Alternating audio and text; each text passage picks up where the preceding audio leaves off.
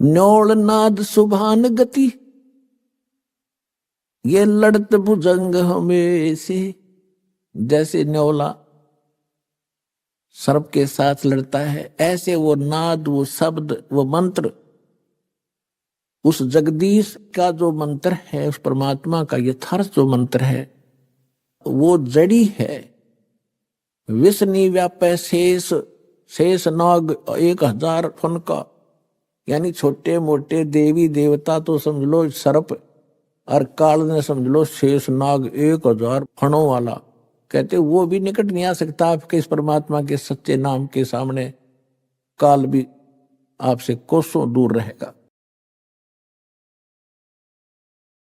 इसमें क्या बताया है कि न्योल नाद सुभान गति, और लड़े भुजंग हमेश, और जड़ी जान जगदीश है, विष नहीं व्यापै शेष। क्या बताया इसमें कि जैसे एक नेवला होता है, जानवर नेवला इस गिलहरी जैसा होता है। एक नेवल होता है, न्योल देसी भाषा में न्योल कहे, न्योल नेवला कह दें हम इसकी शुद्ध भाषा। वो एक बहुत बड़े सर्प के साथ युद्ध शुरू कर देता है, लड़ाई शुरू कर देता है। लेकिन वो लड़ाई कैसे करता है, एक जड़ी होती है, एक बूटी होती है जंगल में, उसके निकट जाता है, उसमें से कुछ महक निकलती है, उसको अपने श्वास के द्वारा ग्रहण कर लेता है, अपने सांस में भर लेता है, और उस सर्प के सामने आकर आमने सामने होकर श्वासों से उसको छोड़ देता है। और उस जड़ी की इतना दुष्प्रभाव होता है सर्प के ऊपर, वो उसको चक्कर आने शुरू हो जाते हैं। तो ऐसे वो एक बार छोड़ के गया, फिर भर लिया, इतना वो सर्प फिर होशमाओ, इतना फिर आ ले, यानी उसको कति करके अचेत, और फिर मुंडी पकड़ के उसकी रगड़ रगड़ के मार डालता है। अब यहां परमात्मा कहते हैं कि आप तो एक छोटे से, देखो नेवला तो सारा 9 इंच का, और सर्प ओजा मनमान 10-10 12 इंच फुट के, और इतने तगड़े नेवले की क्या औकात है, सीधा लड़ ले उससे।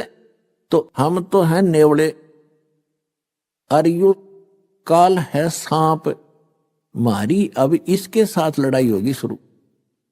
और ये जो सतनाम और सारनाम, या वह जड़ी है, इसने सूंघे जाइए और छोड़े जाइए, सूंघे जाइए और छोड़े जाइए। तो ये काल आपके निकट नहीं आ सकता, यो आप भागण की सोचेगा। आप तय न सोचा मर गया मैं तो भाग, पीछा छूट जाता। न्योल नाद सुभान गति, ये लड़त भुजंग हमेशे।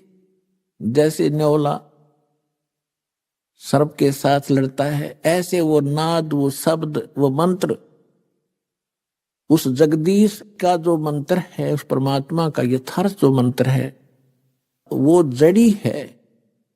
विष निव्यापै शेष, शेष नाग 1000 फन का, यानी छोटे मोटे देवी देवता तो समझ लो सर्प, और काल ने समझ लो शेष नाग 1000 फणों वाला। कहते वो भी निकट नहीं आ सकता आपके इस परमात्मा के सच्चे नाम के सामने। काल भी आपसे कोसों दूर रहेगा।